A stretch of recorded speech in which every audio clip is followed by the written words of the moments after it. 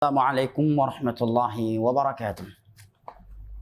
Alhamdulillah wassalatu wassalamu ala Rasulillah wa ala alihi wa sahbihi wa sallama tasliman katsira, amma ba'd. Puji dan syukur senantiasa kita panjatkan kehadirat Allah Jalla wa Ala yang telah berfirman, wa in ta'uddu ni'matallahi la tuhsuha innal insana ladzalumun kafar.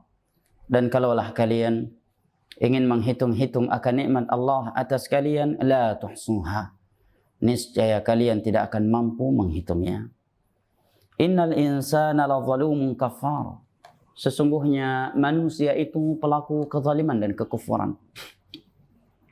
Berkat nikmat kesehatan, kesempatan dan hidayah taufik dari Allah Jalla wa Ala, kita dapat berjumpa kembali pada sore hari ini pada kajian kitab Masailul Jahiliyah, kajian online. Semoga Allah Jalla wa Ala yang telah mempertemukan kita di kajian online ini kembali mempertemukan kita di dalam syurga firdausnya ma'an nabiyyin was-siddiqin wasyuhada'i was-salihin wa hasuna ulaika rafiqa pada hari kiamat kala. Amin ya rabbal alamin. Ikhwani al-kiram wa akhwati al-karimat, rahimani Allah wa iyyakum wa baraka fikum. Kata penulis rahimahullahu ta'ala, al-mas'alatu tasi'ata asyarah, Masailul Jahiliyah yang ke-19 adalah qadhuhum fi ba'd as-salihin bi fi'li ba'd al-muntasibina ilayhim kaqadhi al-yahudi fi Isa wa qadhi al-yahudi wan nasara fi Muhammadin sallallahu alaihi wasallam. Merupakan dari perangai orang-orang jahiliyah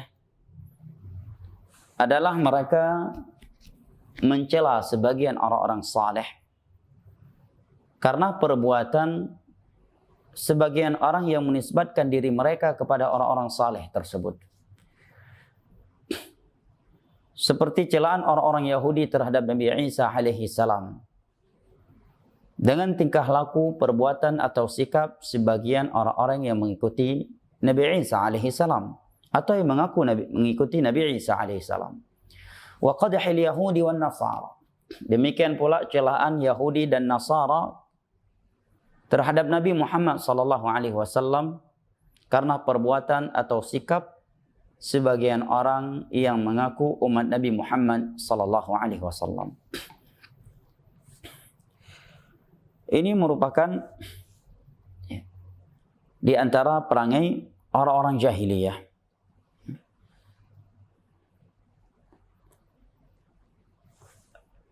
Dan demikian pula dalam ilmu agama ini ada sebagian orang yang mencela para ulama karena tingkah laku atau sikap sebagian murid-murid mereka, orang-orang yang belajar kepada mereka, atau orang-orang yang menisbatkan diri mereka kepada para ulama atau imam-imam tersebut.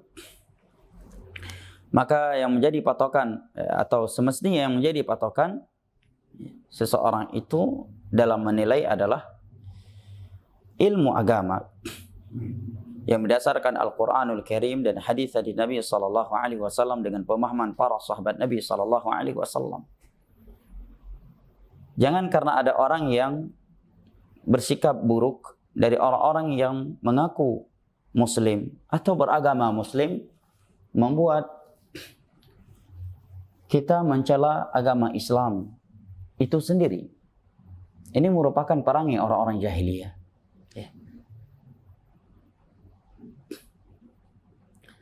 Dan yang dinisbatkan kepada Islam adalah orang-orang yang benar-benar menjalankan Islam, bukan orang-orang yang tidak benar menjalankan agama Islam ini. Oleh karenanya di dalam surat At-Taubah ayat 100 Allah Jalla wa Ala berfirman, "Was-sabiquna al-awwaluna minal muhajirin wal ansar walladzina tabauhum bi ihsanin radhiyallahu anhum wa radu an." Dan orang-orang yang terdahulu masuk Islam dari kalangan kaum muhajirin dan kaum ansar serta orang-orang yang mengikuti mereka dengan kebaikan. Allah telah ridha kepada mereka dan mereka pun telah ridha kepada Allah. Perhatikan ayat ini. Allah menyatakan dan orang-orang yang serta orang-orang yang mengikuti mereka dengan kebaikan. Yang menjadi patokan adalah orang-orang yang mengikuti dengan kebaikan. Jangan karena ada tingkah laku buruk dari sebagian umat Islam membuat sebagian orang mencela agama Islam. Demikian pula jangan pula karena ada tingkah laku yang tidak baik, tingkah laku yang kurang bagus dari sebagian orang yang mengikuti pengajian sunnah.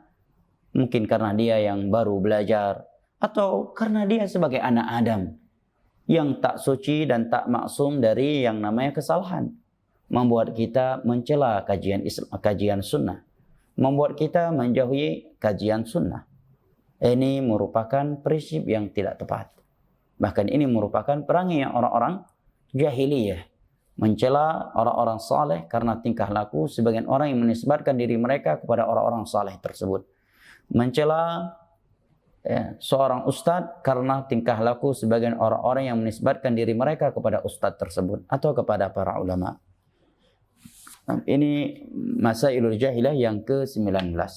Kemudian kata Syekh rahimahullah taala, اعتقاد المسألة العشرون اعتقادهم في مخاريق السحرة وأمثالهم أنها من كرامات الصالحين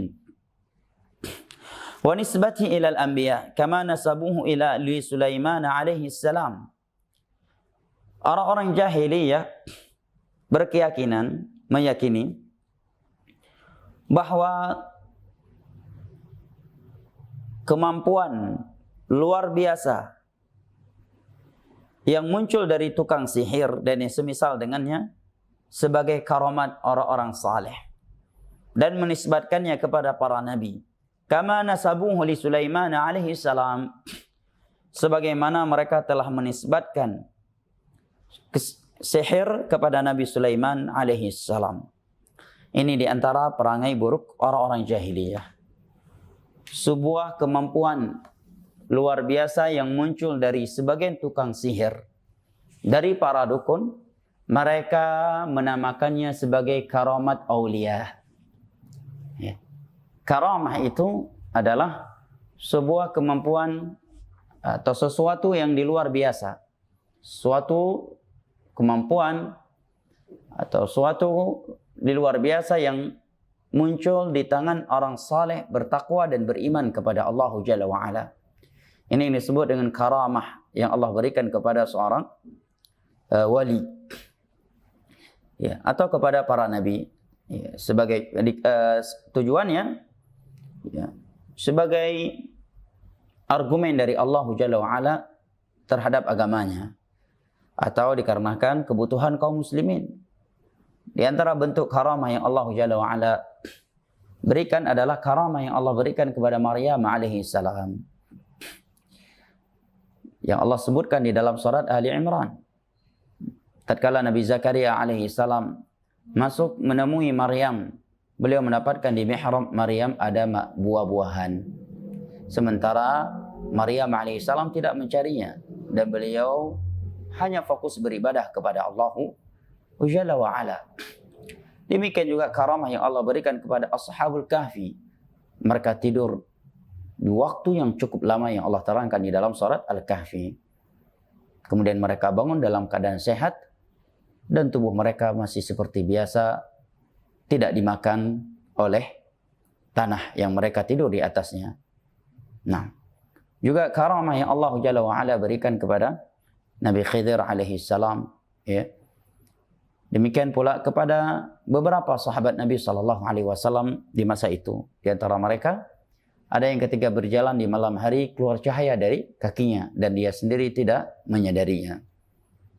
Dan dia tidak mengetahuinya kecuali setelah diberitahukan oleh sahabat Nabi SAW yang melihatnya. Juga karamah yang Allah berikan kepada Umar bin Khattab radhiyallahu anhu, di mana suara beliau di atas mimbar di Madinah, Al-Jabal Al-Jabal, naiklah ke gunung dan naiklah ke gunung. Rupanya terdengar sampai ke Irak, ke Irak oleh pasukan kaum muslimin.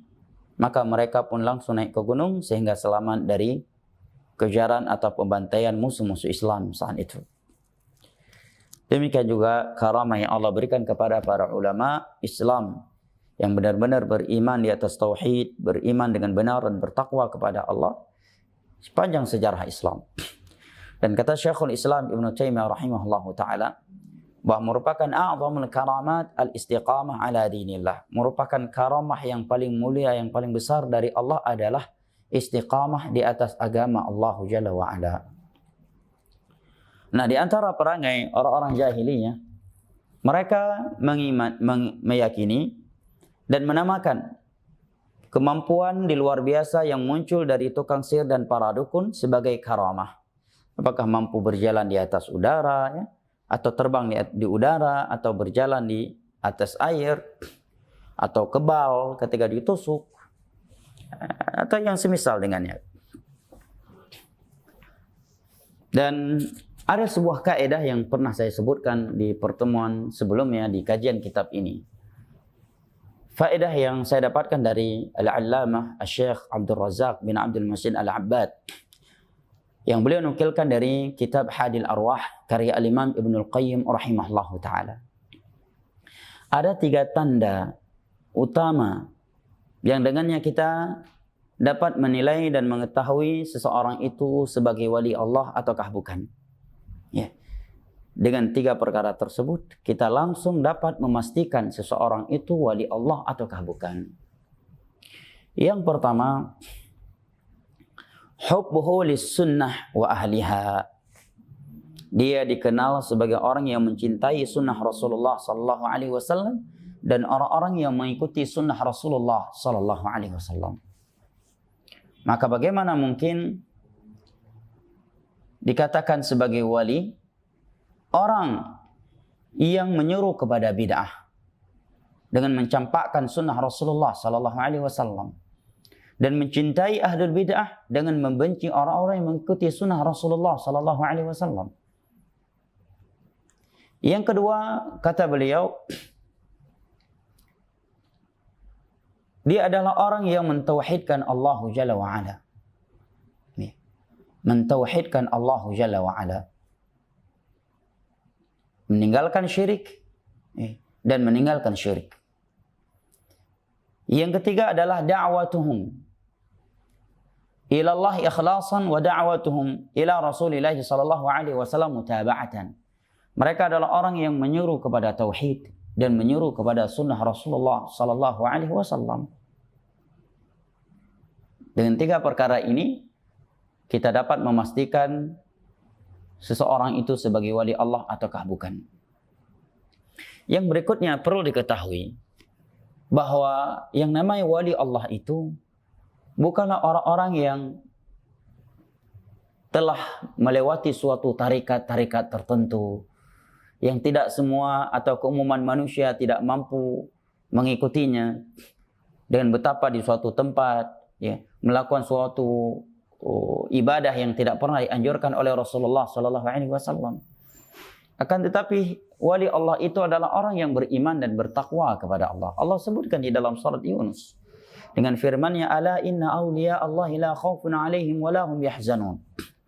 Ketahuilah, sesungguhnya wali-wali Allah itu tidak akan merasa takut terhadap apa yang akan terjadi dan tidak akan bersikap sedih terhadap sesuatu yang telah berlalu. Siapakah mereka? Langsung Allah katakan, alladzina amanu wa kanu yattaqun, yaitu mereka orang-orang yang beriman dan bertakwa kepada Allah Jalla wa ala. Ya. Usulul iman ada 6. Iman kepada Allah, iman kepada Rasul, iman kepada para malaikat, iman kepada kitab-kitab samawi, iman kepada hari akhir, iman kepada takdir Allah Jalla wa ala. Artinya mereka adalah orang-orang yang berakidah dengan akidah yang sahih. Akidah yang dibangun di atas Al-Quranul Karim dan hadis-hadis Nabi SAW dengan pemahaman para sahabat Nabi. Wa kanu yattaqun, dan mereka adalah orang-orang yang bertakwa kepada Allah Jalla wa ala. Kriteria orang-orang yang bertakwa telah Allah terangkan secara rinci ya, di dalam Al-Quranul Karim pada surat Ali Imran dengan firman Allah Jalla wa Ala, alladzina yunfiquna fi sarra'i wad dharra'i wal kadhimina al ghaidha wal 'afina 'anil nas wallahu yuhibbul muhsinin wa idza fa'alu fahishatan aw zalamu anfusahum dzakarullaha fastaghfiru li dhunubihim wa man yaghfiru dhunuba illa Allah wa lam yusirru 'ala ma fa'alu wa hum ya'lamun. Juga Allah terangkan di dalam surat Al-Baqarah, laisal birra man amana man amana billahi wal yawmil laisal birra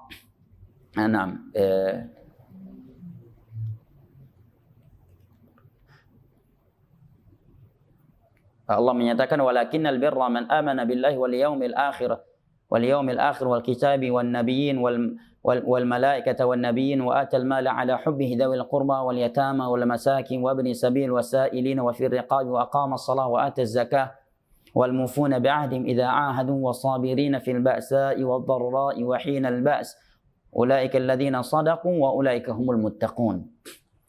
Yang disebutkan oleh Al-Imam Talq bin Habib, seorang ulama tabi'in, dengan bahasa yang cukup simpel tetapi paling mencakup terkait definisi orang-orang yang bertakwa kepada Allah atau definisi takwa.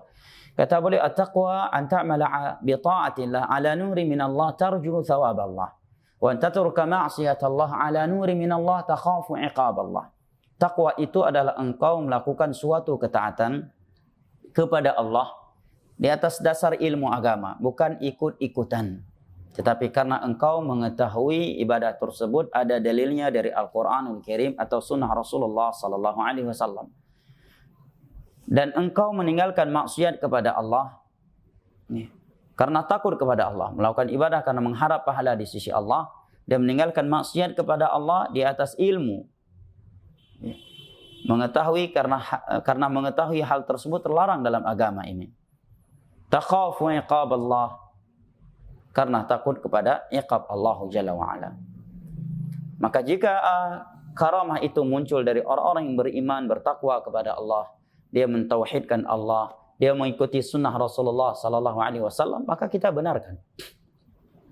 Nah, tetapi jika karamah, ya, sesuatu yang di luar kebiasaan itu muncul dari orang-orang yang tidak mentauhidkan Allah dan tidak mengikuti Rasulullah sallallahu alaihi wasallam dalam beragama, dalam beribadah, justru dia pelaku syirik, pelaku bid'ah, bahkan dia penyeru kepada syirik dan bid'ah, maka yang muncul darinya bukanlah karamah, ya. Karena dia bukan walinya Allah, tetapi dia adalah walinya syaitan. Oleh karenanya, Syekhul Islam Ibn Taimiyah rahimahullahu taala menulis sebuah kitab yang membuat marah dan murka para pelaku syirik, para dai-dai syirik, ya, di masa itu. Sebuah kitab yang berjudul Al-Furqan Baina Awliya'i Rahmani wa Syaitan. Pembeda atau perbedaan antara wali Allah Ar-Rahman dengan wali syaitan.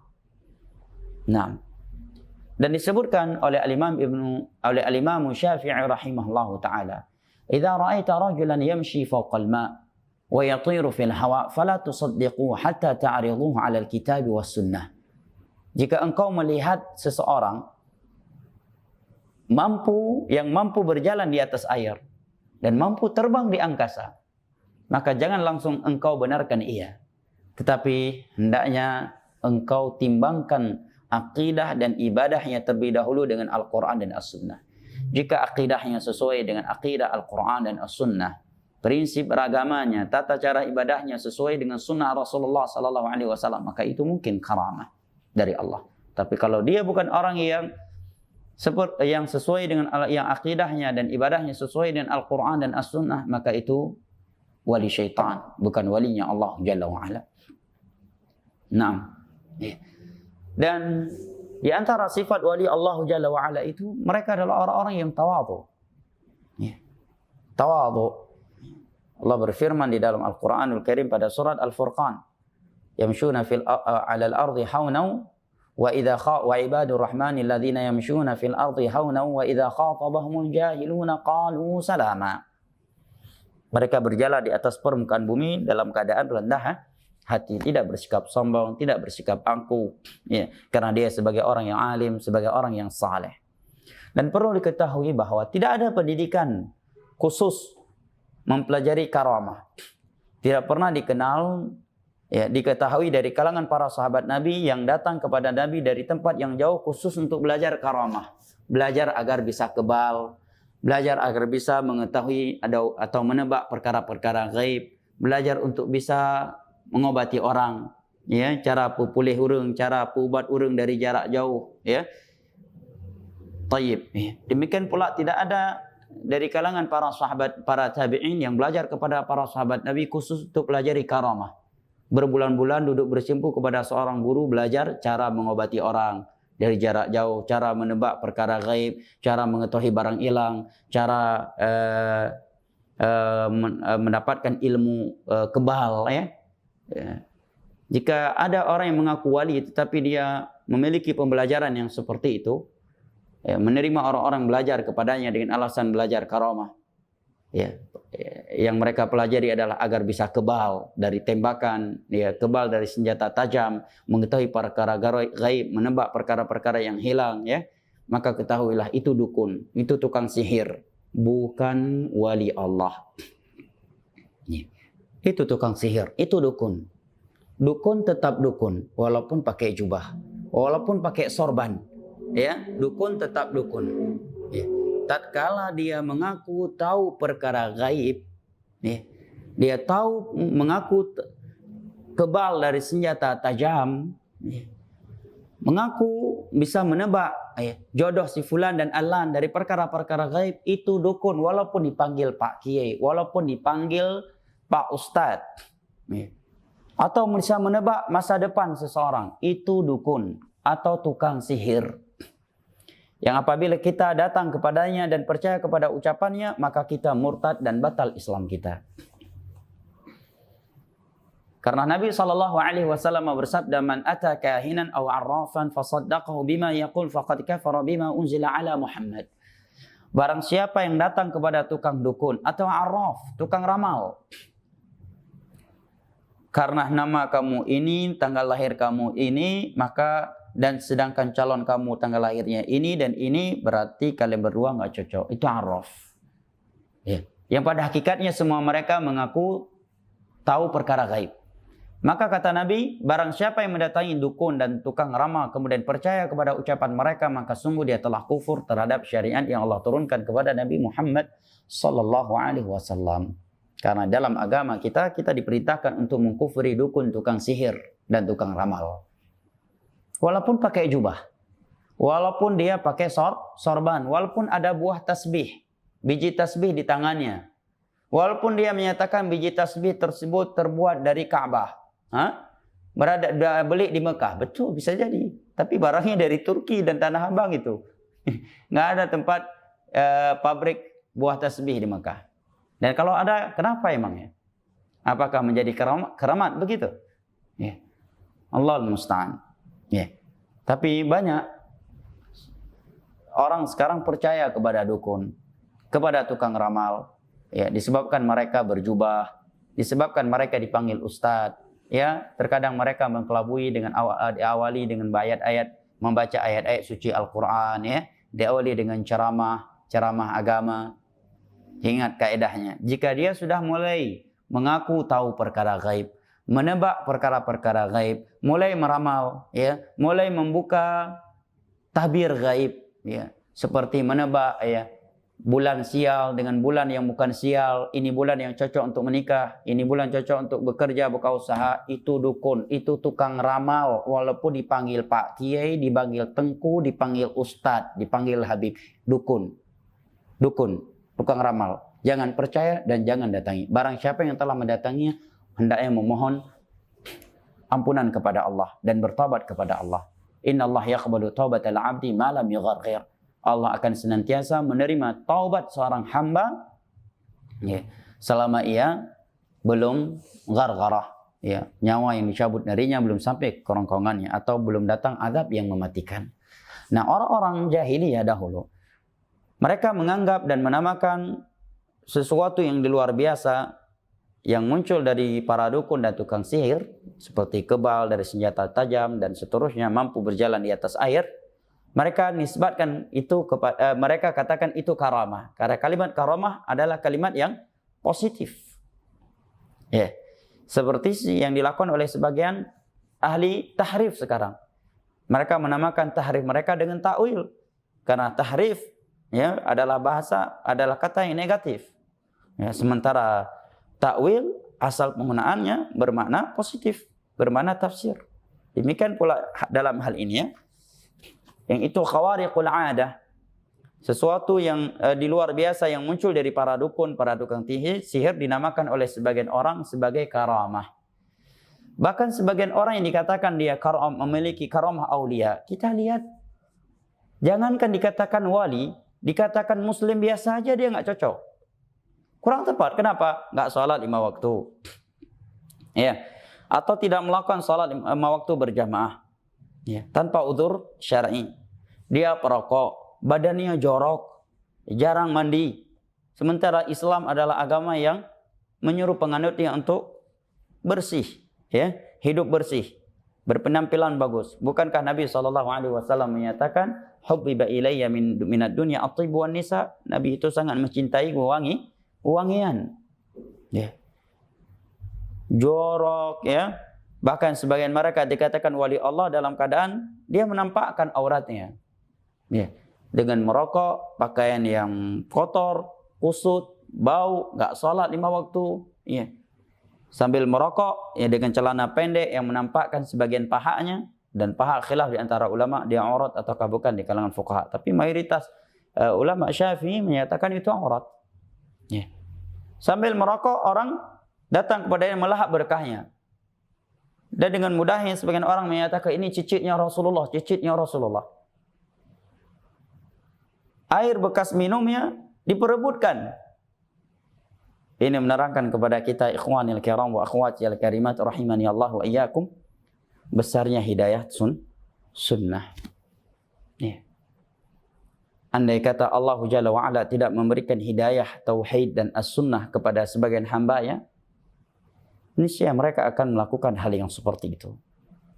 Atau bahkan lebih dari itu. Ya. Karena syirik itu akan menjerumuskan seseorang kepada sesuatu yang tidak masuk akal sekalipun. Kepada sesuatu yang akal sehat mengingkarinya pada dasarnya. Melakukan sesuatu yang mengotori tubuhnya, ya, merusak kesehatannya. Seperti di sebagian tempat, mereka menganggap menjadikan sebuah karomah itu bukan lagi kepada orang yang masih hidup atau orang yang sudah mati. Bahkan kepada binatang. Kotoran binatang tersebut di waktu tertentu ya, mereka perebutkan di suatu kota yang ma'ruf di Indonesia. Apabila kerbau tersebut turun ke jalan di waktu yang mereka anggap ya, apabila di waktu tersebut hewan tersebut mengeluarkan kotorannya, maka kotoran tersebut adalah kotoran yang karamah. Mereka perebutkan. Yang melakukannya bukan orang-orang Hindu, tapi orang-orang yang mengaku Islam.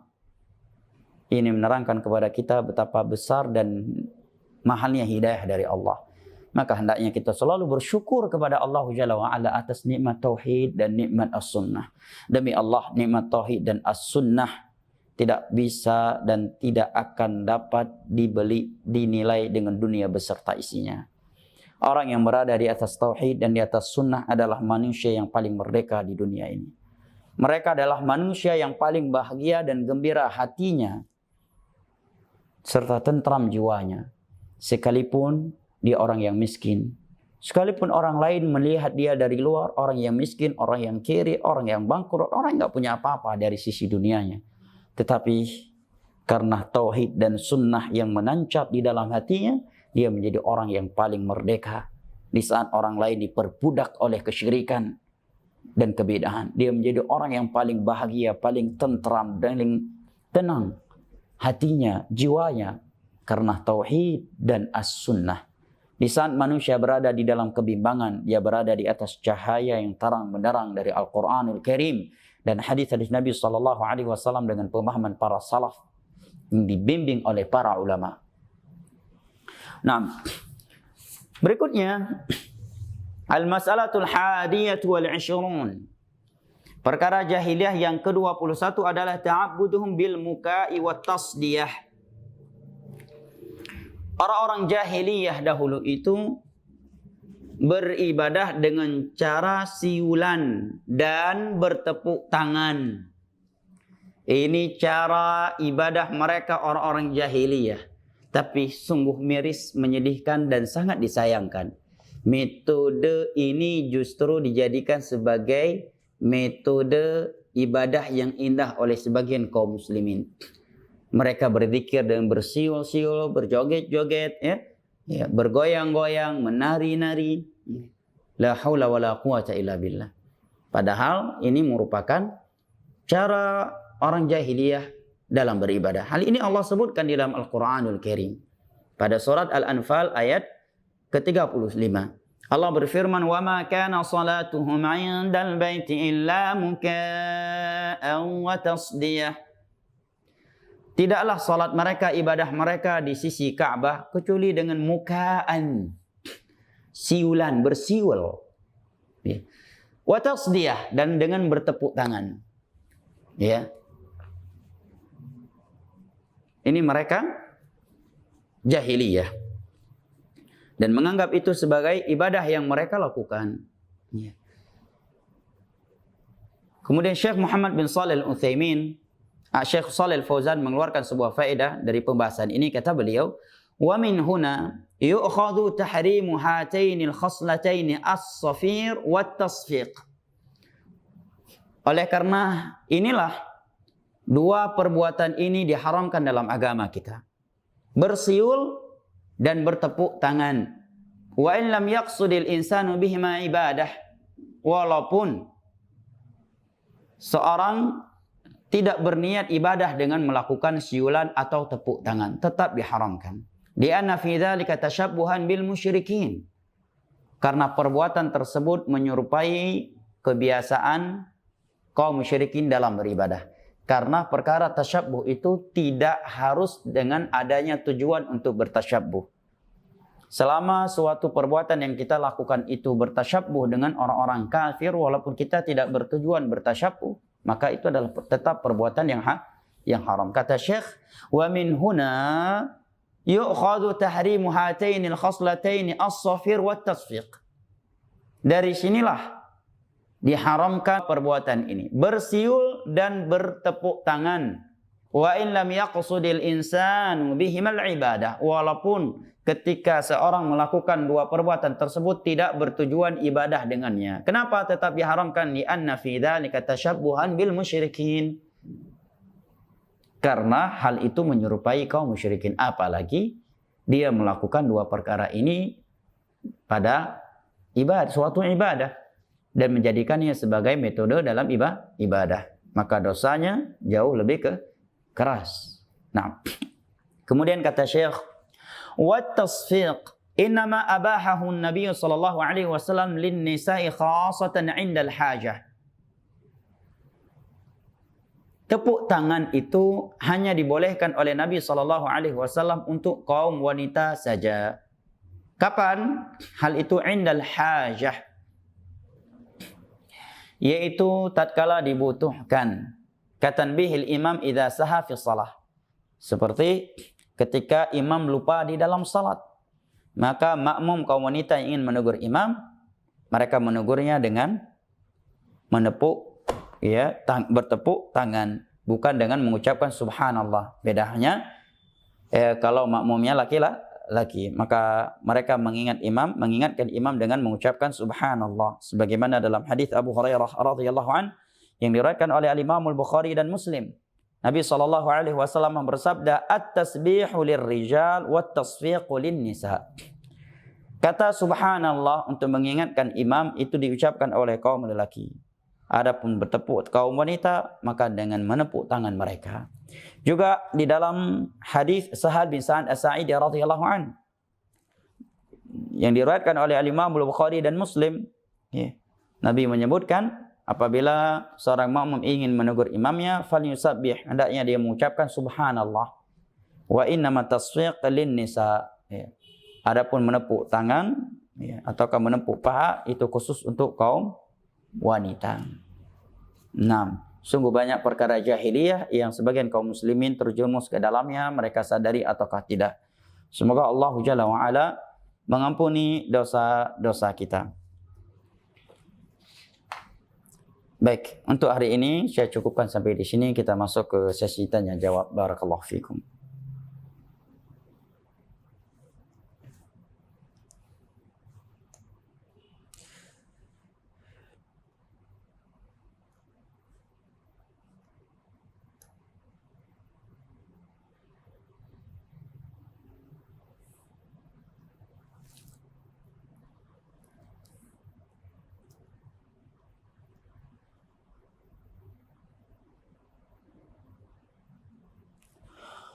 Assalamualaikum warahmatullahi wabarakatuh.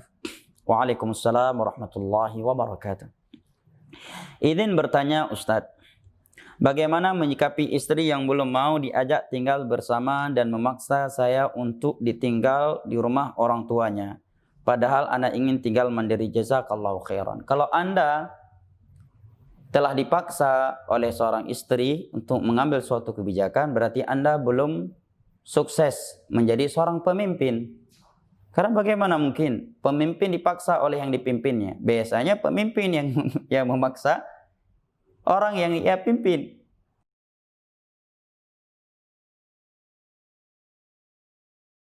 Kaum lelaki itu para pemimpin terhadap kaum wanita. Kalau Anda melakukan suatu kebijakan karena paksaan istri, berarti Anda bukan pemimpin. Kalau memang benar seperti yang saudara katakan dipaksa. Baik, dalam hal ini ya akhi barakallahu fik, ini kan perkara dunia. Memang secara hukum asal, ya seorang istrilah yang taat kepada suami. Ya. Ayat dan hadis dalam Al-Quran dalam hal itu cukuplah banyak. Ar-rijalu qawwamuna 'alan nisa, ya. Wa 'alal rijali 'alaihinna ya darajah. Ya. Juga hadis Nabi sallallahu alaihi wasallam, "Lau kuntu amiran ahadan an yasjuda li ahadin an la amartu mar'atan tasjuda li zawjiha." Andai kata aku boleh memerintahkan seorang makhluk untuk sujud kepada seorang makhluk, maka akan aku perintahkan wanita itu untuk sujud kepada suaminya. Hadis Nabi sallallahu alaihi wasallam juga tentang keutamaan wanita, andai kata dia menjilat nanah yang keluar dari luka suaminya, maka itu belumlah seberapa, atau hadis-hadis yang lainnya yang menunjukkan bahwa seorang wanita itu harus benar-benar patuh dan wajib taat kepada suaminya kapanpun suaminya memerintahkan ia, selama perintah tersebut tidak melanggar aturan Allah. Bahkan sampai-sampai Nabi SAW tidak membolehkan seorang istri berpuasa sunnah kecuali telah mendapatkan izin dari suaminya apabila suaminya hadir di sisinya. Nah, akan tetapi akhi barakallahu fik, tiada salahnya jika engkau mengalah dengan istri apabila engkau melihat ada maslahat yang lebih besar. Bukan semata-mata untuk kepentingan pribadi istri atau kepentingan keluarga besarnya istri. Ya. Jika permintaan istri untuk bertahan di rumah keluarganya terlebih dahulu, dan Anda melihat ada maslahat besar untuk keberlangsungan rumah tangga Anda, dan mafasid yang terjadi adalah mafasid yang kecil, yang secara agama masih dibenarkan dan Anda punya solusi, maka tiada salahnya mengalah untuk sementara waktu. Yang mudah-mudahan dengan itu Allah berkahi cinta di antara Anda.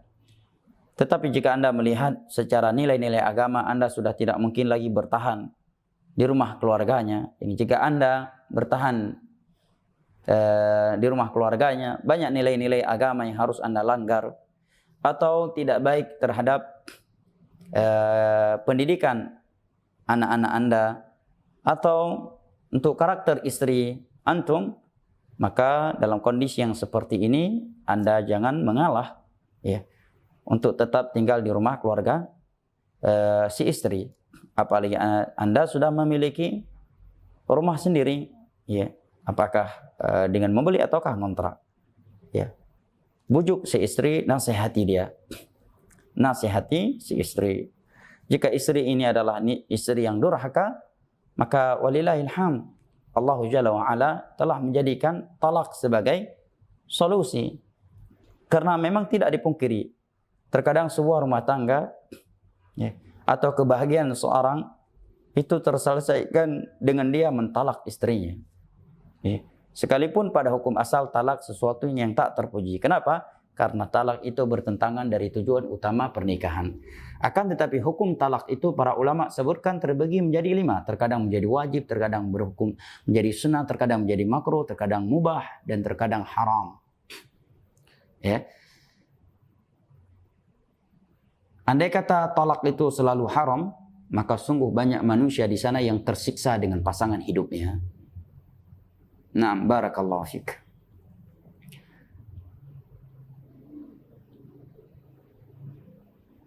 Assalamualaikum warahmatullahi wabarakatuh. Waalaikumsalam warahmatullahi wabarakatuh. Barakallahu fiik, Ustaz. Wa fika barakallah. Bagaimana dengan pernyataan Allah ada tapi tanpa tempat, jazakallahu khairan? Diminta rincian maksud ucapan ini, kata Imam Ibnu Abil Ais.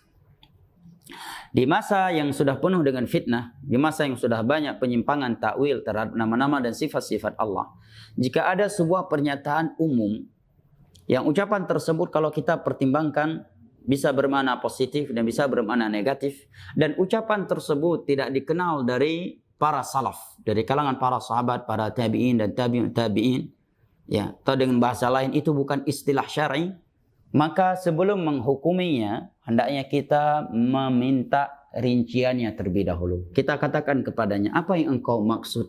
Allah itu ada dan tidak bertempat. Jika yang ia maksud Allah itu ada tetapi tidak bertempat adalah Allah tidak diliputi oleh tempat, tidak diliputi oleh arah timur, barat, selatan, utara dan seterusnya, maka kita katakan ini akidah yang benar. Karena Allahu Akbar, Allah Maha Besar. Allah ya tidak diliputi oleh makhluknya. Allah Maha Kaya, tidak butuh kepada makhluknya. Maka ini ucapan yang benar. Tetapi jika yang ia maksud Allah tidak bertempat adalah meniadakan sifat istiwanya Allah, ini adalah kekufuran.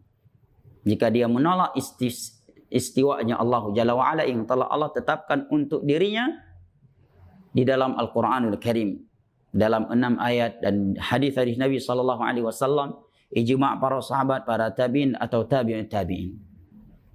Namun dia tidak batal Islamnya jika dia tidak menolak sifat istawa tetapi dia mentakwilnya. Mentakwil makna istawa. Ya, dia tetapkan istawa tetapi mentakwilnya. Maka itu sebuah penyimpangan tetapi tidak dikatakan batal Islamnya. Ya. Kita minta rinciannya. Barakallahu fiik. Bismillah Ustaz. Ana mau bertanya, selama ini ana memakai celana tidak isbal hingga pertengahan betis atau sekitarannya sesuai dengan anjuran Nabi SAW. Hanya saja orang tua ana selalu bersikeras agar tidak selalu gantung celana hingga ana terpaksa memakai celana pas-pasan di mata kaki. Apakah ana jatuh ke dalam perkara dan tercela dalam hal ini? Barakallahu fiik. Selama mata kaki tidak tertutup, Anda tidak melanggar hadis Nabi SAW. Karena yang diharamkan oleh Nabi adalah al-isbal. Dalam hadis yang diriwayatkan oleh Al-Imam Al-Bukhari, Muslim dan Ahlus Sunan, seperti ucapan beliau ma'asfala minal ka'baini fa finnar, sesuatu yang di bawah mata kaki untuk kaum lelaki dari pakaian tempatnya dalam neraka. Innallaha la yanzuru ila thalathati rijal, ya. Di antaranya adalah musbil, ya, izarahu, ya. Selama tidak menutupi mata kaki maka tidak mengapa. Namun secara nasihat ya akhi barakallahu fiik, ya, janganlah kita meninggalkan perintah Rasulullah SAW atau melanggar larangan beliau hanya dikarenakan tidak enak dengan keluarga besar. Celaan manusia bahkan dari keluarga besar terhadap kita tatkala menjalankan nilai-nilai agama yang kita diperintahkan untuk menerapkannya, itu sudah sunnatullah ya akhi. Itu merupakan sunnatullah yang apabila kita dapat istiqamah di atasnya, kita akan diberikan pahala seperti 40 orang sahabat Nabi SAW yang melakukannya, sebagaimana di dalam hadis yang sahih.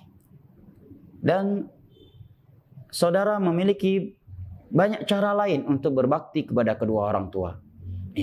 Tidak taat kepada mereka dalam hal-hal yang melanggar agama Allah, kemudian dengan itu mereka marah, engkau masih memiliki banyak cara untuk memadamkan amarah mereka dan memperoleh kecintaan mereka. Terkhusus kedua orang tuamu dengan memberikan hadiah kepada mereka, memberangkatkan mereka umrah, berbakti kepada mereka dan seterusnya. Nah, barakallahu fik. Sungguh ya, kedua orang tua itu tidak harus lebih ditaati daripada Allah dan Rasulnya. Sungguh kedua orang tua kita itu tidak lebih mulia daripada Allah dan Rasulnya. Ya. Nabi SAW bersabda, la ta'ata li makhluqin fi ma'siyatil khaliq. Tidak boleh taat kepada seorang makhluk jika kita harus bermaksiat kepada Al-Khaliq.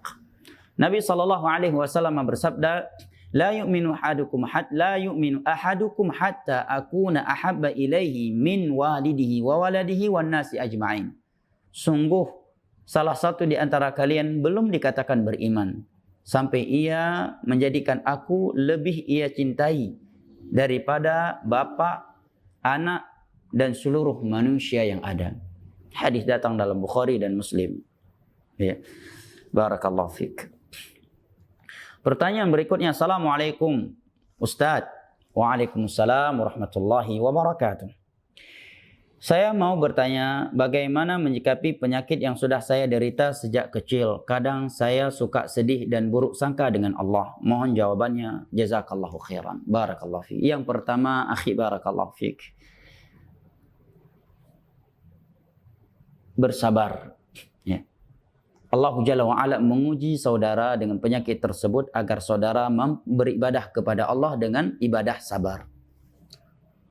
Betapa banyak orang yang diuji oleh Allah dengan penyakit ataukah yang lainnya, mereka memiliki pahala yang cukup banyak dengannya tatkala mereka bersabar karena ibadah sabar yang tidak dimiliki oleh selain mereka. Ayat dan hadis yang menerangkan keutamaan sabar dalam Al-Quranul Karim saya kira tidak lagi asing bagi kita semua. Ini yang pertama. Yang kedua, hendaknya engkau bersyukur atas ujian penyakit tersebut. Kenapa? Karena penyakit itu atau musibah lainnya, walaupun dari satu sisi dia adalah ujian yang memberatkan kita, tetapi di sisi lain dia merupakan nikmat. Kenapa? Karena setiap ujian yang kita bersabar di atasnya, dia dapat menghapuskan dosa dan mengangkatkan derajat kita. Dan itu adalah nikmat. Dan nikmat wajib disyukur. Syukuri la in syakartum la azidannakum wa la in kafartum inna adabi lasyadid. Nabi SAW bersabda, la yazalul bala' fil mu'min fi nafsihi wa malihi wa ahli hatta yalqallah wa laysa alaihi khati'ah. Akan senantiasa ada ujian pada seorang mukmin, pada harta, keluarga, dan anak-anaknya. Sehingga ketika dia bertemu dengan Allah, dia tidak lagi memikul dosa karena sudah terhapus dengan ujian yang Allah timpakan kepadanya pada harta, keluarga, atau anak-anaknya ketika di dunia. Ya. Di dalam sebuah hadis yang sahih dari Abu Hurairah radhiyallahu an dalam riwayat Imam Muslim, Nabi SAW menyebutkan firman Allah yang disetelahkan dengan hadis qudsi, "Ma 'indi jazaa'un li'abdil mu'min idza qabadtu safiyahu thumma ihtasabah aw thumma sabar ila al-jannah." Tidaklah ada balasan di sisiku untuk hambaku yang mukmin ketika aku mencabut nyawa orang yang ia cintai kemudian dia bersabar di atasnya melainkan syurga. Juga di dalam hadis yang lain Nabi SAW menyebutkan firman Allah, "Idza btalaitu 'abdi bihabibatihi thumma ihtasabahu awatuhuma al-jannah." Apabila aku menguji seorang hambaku dengan aku cabut kedua pandangannya, matanya. Cabut pandangan dari kedua matanya, kemudian dia bersabar, berihtisab, melainkan aku ganti kedua pandangan matanya itu dengan syurga. Oleh karenanya Syekh bin Baz rahimahullahu taala ketika ditawarkan oleh Raja Fahad di masa itu, jika saya tidak keliru, untuk berobat ya, ke luar negeri agar kembali penglihatan beliau karena beliau buta di umur semenjak berumur 17 tahun. Beliau ya tidak menerima tawaran tersebut mengingat hadis Nabi SAW yang mulia ini. Contoh lainnya, seorang wanita di masa Nabi SAW, dia punya penyakit ayen ya. Ya. Ayen, setiap kambuh ya, dia lost control. Maka dia datang kepada Nabi SAW. Dan hadisnya jika dalam bukan Sahih Bukhari, Sahih Muslim, antara kedua ini dari Abdullah bin Abbas radhiyallahu anhuma. Ya. Dia seorang wanita yang hitam pekat. Suatu ketika datang kepada Nabi SAW menyatakan, "Ya Rasulullah, inni usra wa inni atakasyaf, fad'u Allah an yushfiyani." Wahai Rasulullah, aku sering kambuh penyakit ain. Usra ini bisa diartikan penyakit ain dan terkadang juga bermakna kesurupan. Dan aku sering lost control sehingga membuka aurat-auratku. Berdoalah kepada Allah agar Allah menyembuhkan aku. Apa kata Nabi? Nabi menjawab permintaan dia tersebut dengan sabdanya, "In syi'ta da'atullah fayu'afiyaki wa in syi'ta sabarti walakil jannah." Aku berikan dua pilihan untukmu. Yang pertama, aku akan mendoakan engkau kepada Allah agar Allah sembuhkan, kemudian engkau akan sembuh. Pilihan yang kedua, engkau tetap bersabar dengan penyakit ini dan syurga adalah balasan Allah untukmu. Mau pilih yang mana? Maka dia pun menjawab, ini seorang wanita. Ya, berat ya penyakit seperti itu seorang gadis. Beda halnya kalau dia udah tua, udah nikah, udah punya anak ya. Dia masih gadis, dia wanita ya. Enggak penyakit aja, jerawat aja wanita udah enggak bisa tidur. Nyenyak di malam hari, khawatir enggak laku ya kan. Apalagi ayun atau semisal dengannya. Dia menjawab, "Ya Rasulullah, aku memilih untuk sabar kalau demikian, karena balasannya syurga. Tetapi aku meminta satu perkara. Mohonlah kepada Allah jika aku kambuh, aku tidak sampai membuka auratku." Lihat wanita ini. Dia tidak mau auratnya itu terlihat sekalipun di dalam kondisi yang itu di luar kontrolnya, di luar kemampuannya. Di saat dia kambuh penyakit, dia tidak mau ada auratnya yang tersingkap. Walaupun dia dalam keadaan tidak sadar. Tetapi banyak wanita zaman sekarang dalam keadaan sadar. Mereka menampakkan aurat mereka, bahkan mereka obral aurat mereka dengan harga yang cukup murah. Bahkan sebagiannya di harga tanpa harga. Diobral tanpa harga, gratis. Untuk kaum lelaki yang bukan aurat, yang bukan mahram. Dan banyaklah membaca sirah mereka, para nabi, para rasul, umat-umat atau para sahabat Nabi SAW yang diuji oleh Allah dengan ujian yang luar biasa. Tetapi tidak membuat mereka berburuk sangka kepada Allah. Tidak membuat mereka menjauh dari Allah Jalla wa'ala dan beribadah kepadanya. Sungguh kita belum diuji oleh Allah seperti ujian yang menimpa Nabi Ayub alaihissalam. Beliau diuji dengan kudis terparah di muka bumi. Dari ujung kaki sampai ujung rambut. Ya, dalam beberapa riwayat disebutkan selama 18 tahun. Dalam beberapa riwayat disebutkan 12 tahun. Sampai keluarga besarnya pun menjauhi beliau. Tidak ada yang bertahan dan mau dekat dengan beliau kecuali 3 orang. 2 orang dari kerabatnya dan satunya lagi adalah istri tercinta beliau. Nabi Ibrahim diuji oleh Allah Jalla wa'ala, tidak diberikan anak sampai berumur 80 tahun. Beliau diuji, dilempar ke dalam api dalam keadaan ditelanjangi oleh kaumnya. Beliau diuji oleh Allah dengan diancam oleh ayah kandungnya sendiri untuk diusir dan dirajam apabila tidak berhenti mengajak kepada tauhid dan menerangkan bahaya syirik. Maryam alaihissalam diuji oleh Allah dengan hamil tanpa suami, yang akan membuat manusia menuduh beliau berzina. Tetapi dengan itu tidak membuat beliau bunuh diri. Tidak membuat beliau bunuh diri, tidak membuat beliau depresi, tidak membuat beliau mencela Allah. Padahal beliau diuji oleh Allah dengan Allah ciptakan bayi dalam perut beliau, yang akan lahir menjadi seorang nabi tanpa suami. Ini cukup berat untuk dijalankan oleh seorang wanita. Karena tidak akan ada orang yang percaya dia sebagai karamah. Pasti keumuman manusia akan mengatakan dia sebagai wanita penzina. Tetapi beliau tetap bertakwa kepada Allah, tetap istiqamah, tidak depresi, tidak bunuh diri dan semisal dengannya. Barakallahu fik. Semoga Allah Jalla wa'ala menyembuhkan penyakit antum, memberikan pahala yang besar, mengangkat derajat saudara dan menghapuskan dosa-dosa saudara dengan penyakit ini. Sabar ya akhi. Kita tidak lama di dunia ini. Kita di dunia ini tidak lebih dari 1,5 jam atau 2 jam. Selama-lamanya kita di dunia ini, paling umur kita 60 sampai 70 tahun. Dan amat sedikit yang punya umur lebih dari itu. Sementara satu hari di akhirat, paling pendeknya itu seperti 1000 tahun di dunia ini. Sebagian hari di akhirat itu panjangnya ada yang panjangnya seperti khamsina alfasana, seperti 50.000 tahun di dunia ini.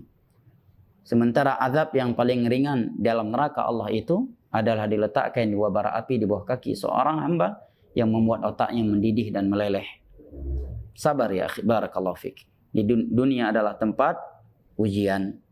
Naam. Barakallahu fik.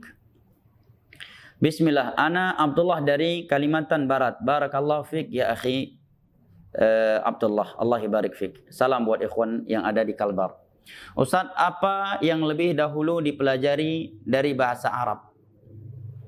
Akidah dan fikih, jazakallahu khairan. Jawabannya akidah. Ya. Nabi SAW di dalam hadis menerangkan kepada kita urgennya perkara hati. Seperti ucapan at-taqwa hahuna, at-taqwa hahuna, at-taqwa hahuna. Takwa itu ada di sini, takwa itu ada di sini, takwa itu ada di sini. Nabi juga bersabda, "Innallaha la yanzuru ila suwarikum wa la ila ajsamikum walakin yanzuru ila qulubikum." Jangan dikira hadis yang seperti ini hanya bermakna agar kita membersihkan hasad, dengki, sombong, ujub. Itu bagian dari itu. Tapi yang lebih penting dari itu adalah membersihkan hati ini dari kotoran-kotoran syirik dan bid'ah. Itu yang lebih penting. Maka yang paling penting adalah akidah. Karena 13 tahun Nabi SAW di Mekah hanya bahas masalah akidah, tidak bahas masalah fikih. Ya, hanya masalah akidah. Dan akidah yang akan menentukan seorang itu dalam syurga ataukah neraka. Penyimpangan akidah adalah penyimpangan yang fatal. Tapi dalam bab fikih, andai kata seorang jatuh keliru, salah dalam mengeluarkan statement fikih, tidak akan mengeluarkan seorang dari jalan yang benar. Oleh karena para ulama dahulu tidak pernah mentahdir seorang dan menyatakan dia menyimpang dan mengeluarkan dia dari golongan Ahlus Sunnah wal Jamaah kepada golongan Murji'ah, Jahmiyah, Syairah dan seterusnya karena kekeliruan dia dalam bab fikih. Ya. Melainkan karena kekeliruan dalam bab akidah. Akidah paling utama. Belajar usulul iman, minta kepada seorang guru untuk menerangkan usulul iman. Akidah yang benar terkait rukun-rukun iman. Ini paling penting.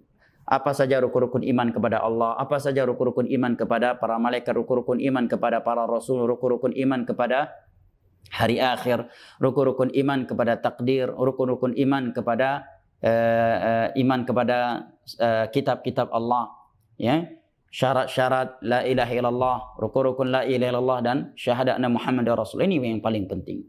Kemudian, ya, setelah itu belajar fikih dan juga bisa dibarengkan. Dan andai kata dibarengkan, maka waktu untuk akidah harus lebih dimaksimalkan daripada waktu untuk fikih. Karena fikih juga penting, karena fikih akan meluruskan ibadah kita kepada Allah Jalla wa'ala. Dengan belajar fikih kita akan mengetahui sifat wudu Nabi SAW, sifat salat Nabi, ya, tata cara umrah yang benar, haji yang benar, puasa yang benar, berakhlak yang benar, ya. Dan juga bahasa Arab. Ya, bahasa Arab adalah sarana untuk mengetahui perkara agama. Tapi jangan sampai demi belajar bahasa Arab seorang lupa belajar fikih dan akidah. Karena fikih dan akidah jauh lebih penting daripada bahasa Arab. Ya. Karena terkadang ya seorang bisa memahami akidah dan fikih tanpa bahasa Arab. Contohnya seorang guru yang mengajarkan kepadanya.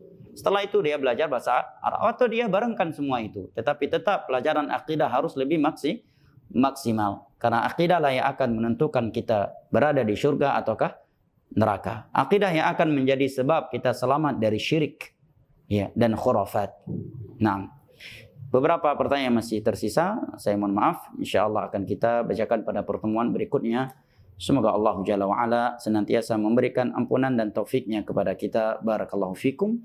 Wa sallallahu ala nabiyina Muhammad wa ala alihi wa sahbihi wa sallam. Wa akhiru da'wana anilhamdulillahi rabbil alamin. Wassalamualaikum warahmatullahi wabarakatuh.